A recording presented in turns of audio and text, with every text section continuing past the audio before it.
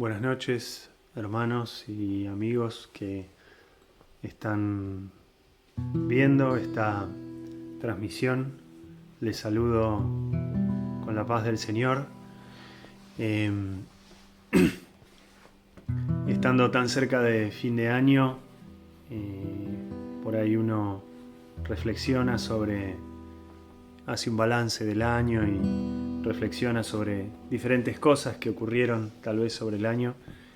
Yo haciendo un poco ese balance, me venía a la mente un poco la expresión, ¿no? La palabra que tenía en mi corazón y que es gratitud hacia el Señor. Y teniendo esa palabra en mente, me venía a la mente una canción que dice: quiero expresar mi gratitud a ti que me has dado todo. Una oración no bastaría ni el tiempo de toda una vida. Es más que palabras y es más que una canción. Quiero expresar mi gratitud a ti que me has dado todo. Una oración no bastaría, ni el tiempo de toda una vida.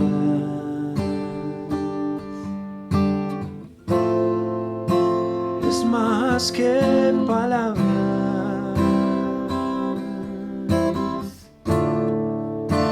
y es más que una canción. Quiero vivir agradecido en todo lo que soy, que haya siempre la pasión de amarte con mi vida entera, porque es más que palabras y es más que una canción. Si tu expresión en esta noche es de gratitud hacia el Señor, te invito a que en expresión de alabanza y de gratitud justamente cantes esta canción conmigo. Dice: quiero expresar mi gratitud a ti que me has dado todo. Una oración no bastaría, ni el tiempo de toda una vida. Es más que palabras y es más que una canción. Quiero vivir agradecido en todo lo que soy, que haya siempre la pasión de amarte con mi vida entera, porque es más que palabras, es más que una canción. Quiero vivir agradecido en todo lo que soy, que haya siempre la pasión de amarte con mi vida entera, porque es más que palabras, porque es más que palabras, es más que una canción.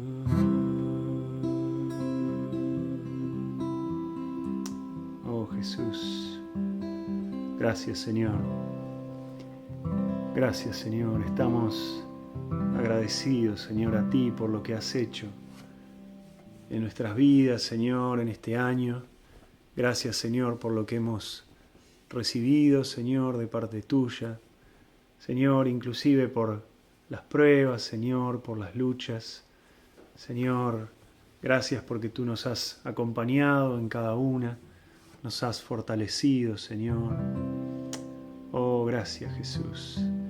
Gracias, Señor, por el sacrificio tan grande que has hecho por nosotros al entregarte en la cruz, Señor. Por salvarnos, por darnos vida, Jesús. Gracias. Oh, te bendecimos, Señor. Te rogamos que en esta noche tu presencia, Señor, llegue a las casas de cada uno de los hermanos, Señor, que están viéndonos, Señor, a lo de los amigos, Señor, que hoy se unen, Señor, que aquellos que están comenzando en el camino, Señor, aquellos que no han escuchado aún de ti, Señor. Te rogamos, Señor, que tu mensaje de salvación, Señor, de amor, de vida eterna, Señor, llegue a sus corazones, Jesús. Te bendecimos, Señor, que lo que vayamos a compartir pueda llegar a los corazones, Señor, podamos ponerlo en práctica. Gracias, Señor. Oh, Señor, te bendecimos, Jesús. Amén. Amén. Amén. En esta noche quería compartirles de un tema que no es nuevo. Seguramente ya alguna vez se ha hablado de esto, seguro no pretendo que sea algo nuevo, sino simplemente recordar algunas cosas que ya muchos saben, por ahí verlos desde otra perspectiva, con pasajes distintos, pero siempre el mensaje y lo que trata es lo mismo. Así que los invito a buscar en el libro de Filipenses 2, del 1 al 2, el pasaje un poco guía va a ser ese pasaje de Filipenses. Dice el apóstol Pablo, que es quien escribe esta carta a los filipenses. Los filipenses vale decir que la comunidad de hermanos, de cristianos, de creyentes que estaban allí en Filipos es una comunidad que Pablo conocía muy bien, que él había estado obviamente en Filipos. Y ahí en el libro de los Hechos relata cuando Pablo está por primera vez ahí en Filipos. La primera hermana que se convierte es una mujer que se llamaba Lidia, que estaba ahí a la orilla del río trabajando, y allí es donde comienza la comunidad. Después también Pablo y Silas predicando allí en Filipos se cruzan con una mujer que tenía un espíritu de adivinación y ella los perseguía. La historia ahí en Hechos 26 creo cuenta cómo ella los perseguía declarando verdades sobre ellos, ¿no? Pero evidentemente era una dificultad para Pablo, para Silas, en el mensaje que ellos estaban dando, y evidentemente había algo del enemigo ahí en medio. Entonces, ya cansado, Pablo reprende el espíritu que está en esta mujer y esta mujer es liberada. Y bueno, por eso ellos son llevados ante un tribunal allí local y son condenados a ir presos. Y bueno, allí es donde está esa historia que muchos conocemos de Pablo y Silas cantando y alabando a Dios en la cárcel, y que bueno, la cárcel tiembla, las puertas se abren, los grilletes se sueltan y allí bueno está un carcelero, y bueno, ahí también se cuenta la historia de otro hermano y cómo es su conversión y la conversión de su familia. Así que hay historia de Pablo en esta comunidad de filipenses, y por la carta de los filipenses vemos que esta es una comunidad a la que Pablo tiene mucha estima. De hecho, no hay grandes críticas que Pablo haga, les anima en todo sentido y obviamente también corrige algunas cosas, pero la carta es muy sentida. En un momento habla de lágrimas en los ojos de Pablo cuando se acuerda de ellos. Así que es una comunidad a la que Pablo conoce mucho, y esta carta de Filipenses Pablo la escribe estando preso allí en Roma. Y yendo ahí al pasaje de Filipenses 2, 1, 2, Pablo les dice, yo voy a leer la versión Dios habla hoy, dice: así que si Cristo les ha dado el poder de animar, si el amor los impulsa a consolar a otros, si todos participan del mismo espíritu, si tienen un corazón compasivo, llénenme de alegría, viviendo todos en armonía, unidos por un mismo amor, por un mismo espíritu y con un mismo propósito. Dentro de todas muchas cosas que pueden llamar la atención de este pasaje que acabamos de leer, yo me centraba un poco en dos palabras. Pablo menciona, como lo hacen muchos otros en otras cartas y mismo en la carta a los filipenses, habla en retórica, ¿no? De alguna forma da a entender con sus palabras que el pueblo tenía ciertas cosas, la comunidad tenía, y que por eso, por tenerlas, debían actuar de tal o cual manera. Dentro de esas cosas que le menciona, que él entendía que el pueblo tenía, dice: si ustedes tienen tal o cual cosa, y les habla de dos, les habla de cuatro, pero yo puntualizo dos. Dice poder de animar, que es un sinónimo a estimular. En otras versiones habla si hay un estímulo en Jesucristo o algo similar, y les habla de amor para consolar.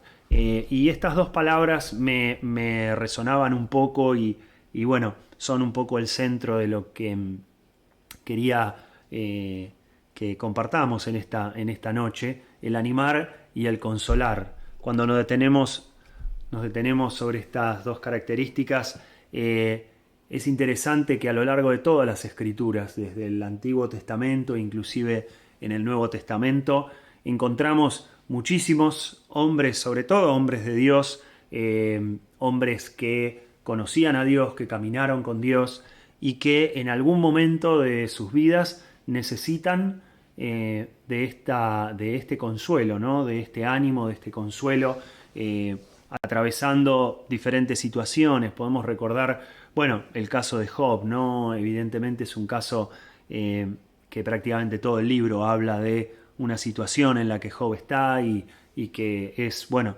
nada, confortado y va de un lado al otro. También del rey David, ¿no? En más de una situación él estuvo con mucha presión sobre, nada, inclusive en riesgo de correr peligro de muerte en muchas situaciones, y fue reconfortado en más de una situación. Moisés mismo, el pueblo entero de Israel, el mismo Elías, ¿no? Profetas encontramos en diferentes situaciones en las que tienen que ser reconfortados. ¿Sí? Inclusive podemos mencionar a Jesús mismo cuando está en la situación de próximo a ir a la cruz, allí en el huerto de Getsemaní. Él es reconfortado por unos ángeles que Dios envía. Entonces encontramos en todas las escrituras situaciones en las que, como decía, hay hombres de Dios, profetas y toda clase de gente que caminó con Dios y que le conocía y que ha necesitado de ánimo, de consuelo, de aliento. Entonces, esto que Pablo les dice a la comunidad de Filipos es parte de, evidentemente, algo que la iglesia necesita hacer. Después vamos a ver que lo importante que es, y Pablo como recalca en este mismo pasaje que esto lleva inclusive a la unidad de la iglesia, ¿no? Algunos ejemplos bíblicos, como les decía, en los que vemos el ánimo y esta situación de ánimo y consuelo, como decía Jesús allí en el huerto de Getsemaní.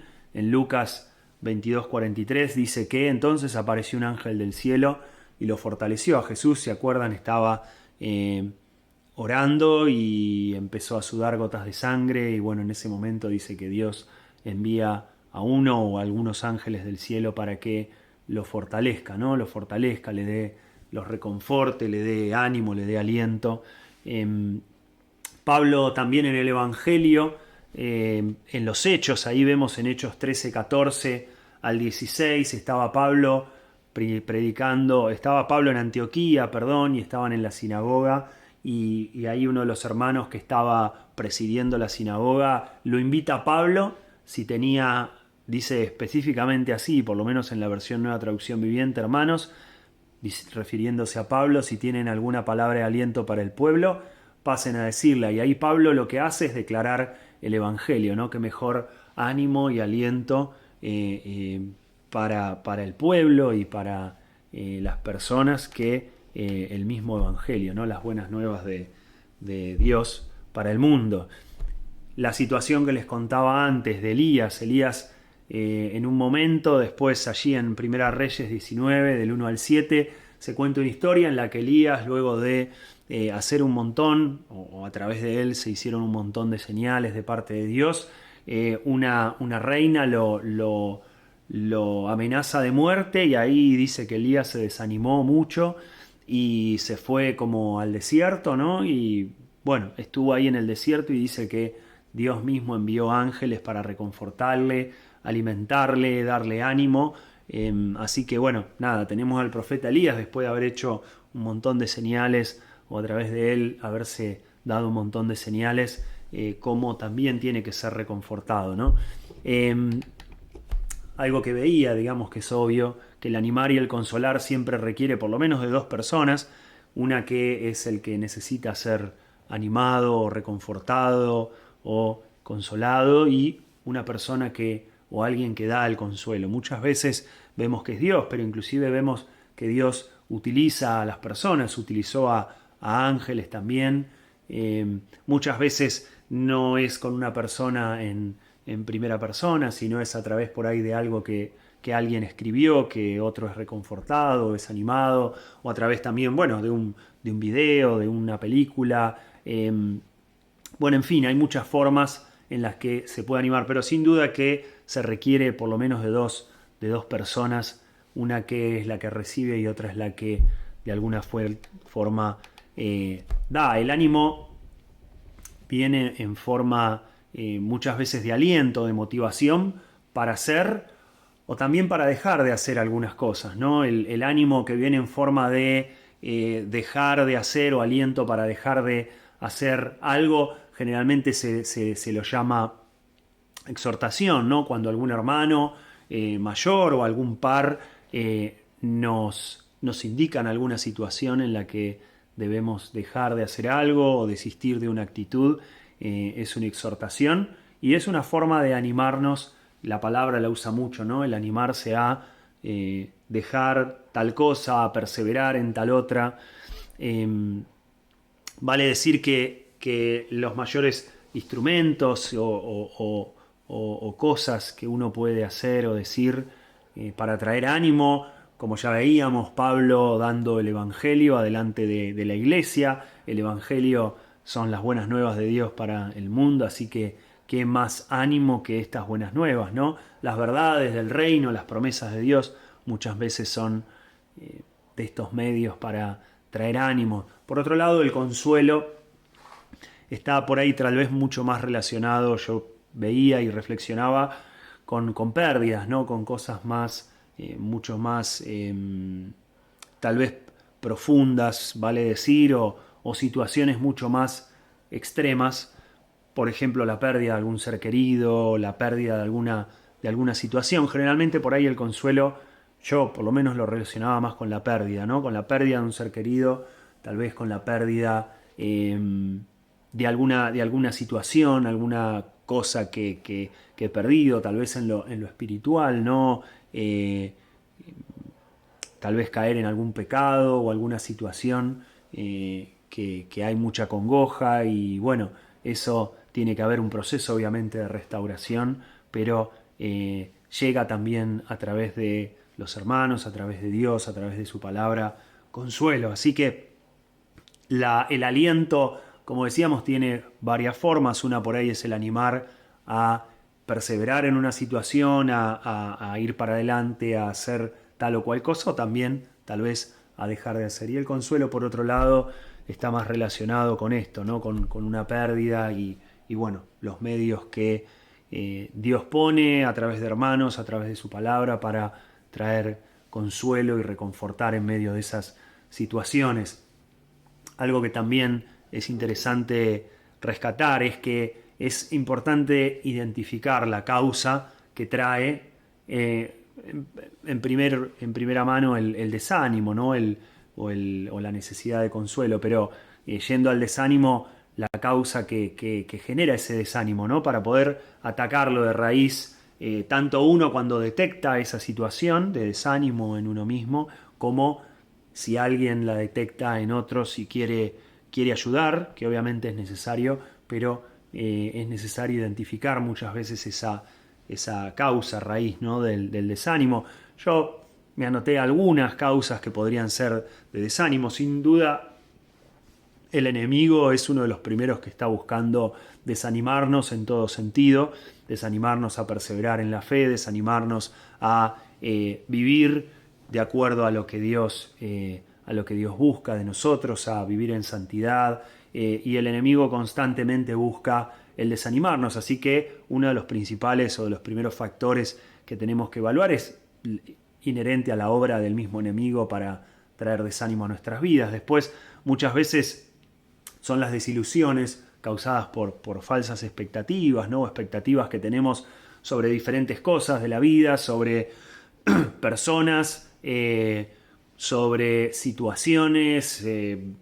Nada, quería que Argentina gane el Mundial, bueno, en este caso lo ganó, pero y me desilusiono por eso y estoy desanimado, o quería poder terminar el año con ciertas situaciones o ciertas cosas resueltas o con cierta cuestión abordada y no lo pude hacer, entonces me disoluciono y viene ahí el desánimo, la caída ante las pruebas, la imposibilidad de superar ciertas pruebas, ¿no? O sea, las derrotas, y eso también muchas veces traen desánimo, y bueno, son una causa de desánimo. El miedo también es una causa raíz del desánimo.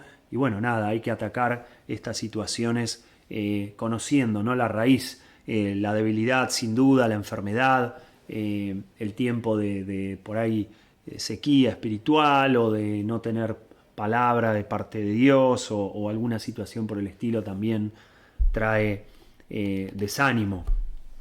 Yendo un poco a algunas cosas prácticas, ¿no? que podemos ir viendo relacionados con el animarnos y el consolarnos. Bueno, ¿cómo nos animamos? En general, el ánimo viene en forma de aliento, de apoyo que alguien da a otro, el estar al lado, el escuchar, el aconsejar. Son todas formas de dar ánimo, ¿no? Estar, llevar las cargas, como dice la palabra, unos de otros. Y por otro lado también el corregirnos, el exhortarnos, es parte de animarnos. Algunas cosas a las que nos animamos, yo separé por ahí en dos cuestiones diferentes, algunas que son para mí primordiales, en las que tenemos que animarnos, obviamente en el camino de la fe entre los hermanos, ¿no? Y algunas cosas que tal vez pasan en segundo plano o son secundarias. Primeramente, lo que tenemos que animarnos es justamente a perseverar en la fe, ¿no? Ahí vemos en Hebreos 10, 24, 25, la Nueva Traducción Viviente dice: mantengámonos firmes sin titubear en la esperanza que afirmamos, porque se puede confiar en que Dios cumplirá su promesa. Pensemos en maneras de motivarnos, y yo le puse ahí entre paréntesis animarnos, que es un sinónimo, ¿no? Unos a otros ¿a qué? A realizar actos de amor y buenas acciones.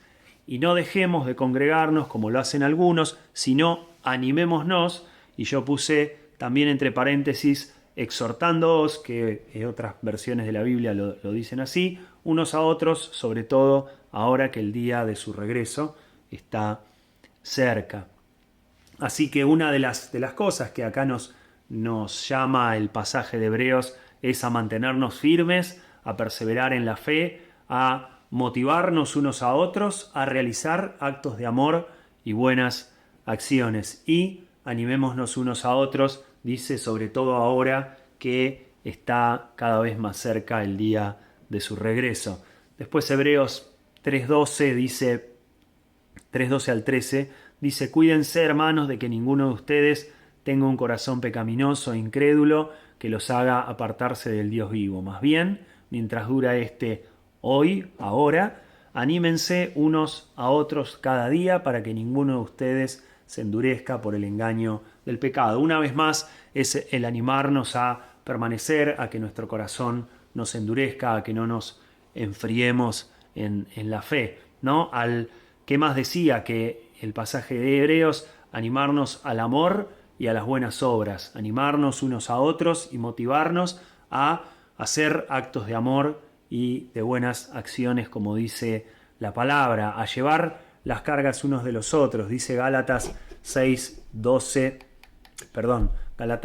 del 1 al 2, dice, amados hermanos, si otro creyente está dominado por algún pecado, ustedes, que son espirituales, deberían ayudarlo a volver al camino recto con ternura y humildad. Y tengan mucho cuidado de no caer ustedes en la misma tentación. De alguna forma les está advirtiendo que, que ayuden a los otros cuando están en alguna situación de pecado, y de alguna forma les dice, ustedes son también pasibles de alguna forma de poder caer en la tentación, así que tengan cuidado. Dice, ayúdense, el 2, a llevar los unos las cargas de los otros y obedezcan de esa manera la ley de Cristo. Así que animarnos unos a otros a llevar las cargas los unos de los otros. Dijimos entonces a perseverar en la fe, al amor y las buenas obras, a llevar las cargas unos de los otros y, por último, a poner nuestra confianza siempre en Dios. Dice 1 Tesalonicenses 5, 10, 11, Él murió por nosotros para que en la vida o en la muerte vivamos junto con Él. Por eso, anímense y edifíquense unos a otros como lo vienen haciendo. De alguna forma, anímense, edifíquense, exhórtense también unos a otros tal como lo vienen haciendo. Y secundariamente, también animarnos en todo otro aspecto de la vida, ¿no? A perseverar, obviamente, en nuestros trabajos, en nuestra labor, en nuestra casa, en diferentes aspectos de nuestra vida, a superar, a estudiar, a ser cada vez más excelentes en lo que hagamos, a lo que nos dediquemos. En esas cosas nos tenemos que animar, obviamente animarnos en un montón de aspectos, ¿no? Pero de alguna forma quise separar un poco lo que son por ahí los aspectos principales en los que debemos animarnos, que la palabra nos llama a animarnos, y otros también en los que debemos poner énfasis. ¿A quiénes animamos, no? Obviamente, primero a la familia de la fe, a los más crecidos y a los que están iniciándose en la fe. Todos necesitan por igual ser animados. Obviamente los que están iniciándose deberán ser animados en ciertas cosas, y a los más crecidos en otras, pero siempre todos necesitan aliento. Vimos los casos como dijimos, ¿no? de apóstoles, de profetas, de reyes, que todos necesitaron en algún momento ser animados. Obviamente a los que tienen funciones de liderazgo, por estar en una función de liderazgo no quiere decir que ya han superado todo y no necesitan, no pasan por pruebas, no se desaniman. Parece una obviedad, pero a veces hay que recalcarlo, ¿no? El que está en posición de liderazgo tiene superpoderes, digamos. A los más jóvenes, para que perseveren en la fe y sean fortalecidos también. A los más ancianos, a seguir peleando la buena batalla. Y a la familia en general, a los hijos, los padres, es muy importante que animen a sus hijos en todo aspecto, ¿no? A nuestros abuelos, a los nietos, animarlos en todo aspecto, sobre todo en lo que hace a perseverar en la fe, pero también en un montón de otras cosas, circunstancias en las que debemos animarnos, en general en toda circunstancia, ¿no?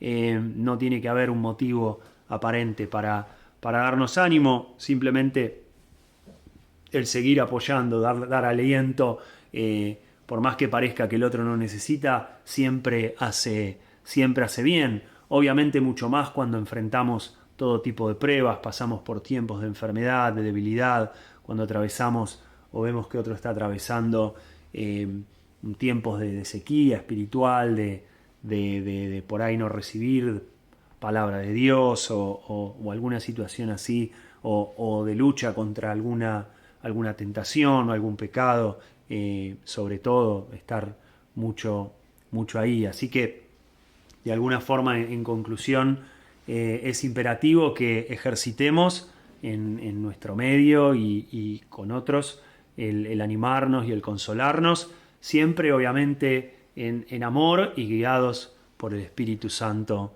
de Dios. Debemos estar atentos y sensibles a las necesidades de ánimo y consuelos de nuestros hermanos, de nuestra familia. Muchas veces la necesidad es evidente y muchas otras veces no es evidente. Es muy difícil poder traer ánimo o traer palabras de aliento o animar si no conocemos a nuestros hermanos, por lo cual es muy importante que nos involucremos con nuestros hermanos, que los conozcamos, que sepamos de sus dificultades, de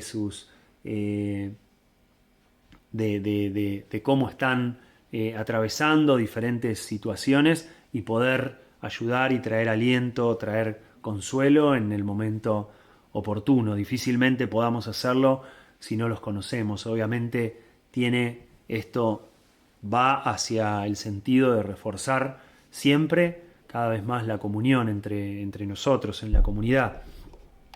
Del texto de Filipenses vemos que tanto el ánimo como el consuelo, junto con otras dos cuestiones, que es tener un corazón compasivo y estar llenos del Espíritu Santo, son fundamentales para que la Iglesia pueda vivir en armonía, en unidad del Espíritu, en amor y con un mismo propósito. Así que les animo, hermanos y bueno, amigos, los que nos están recién también iniciando, conociendo el camino de la fe, a tener presente esto, ¿no? El animarnos, el conocernos, el estar cerca para poder ser oportunos y ser concisos en lo que estamos animando. Les quiero cerrar con el mismo pasaje con el que empezamos, que era Filipenses 2. Dice así que si Cristo les ha dado el poder de animar, si el amor los impulsa a consolar a otros, si todos participan del mismo espíritu, si tienen un corazón compasivo, dice Pablo, llénenme de alegría, viviendo todos en armonía, unidos por un mismo amor, por un mismo espíritu y con un mismo propósito. La paz del Señor esté con ustedes, esté en sus hogares, que tengan un muy buen fin de año. Nos estamos viendo pronto. El Señor les bendiga. Muchas gracias por estar aquí.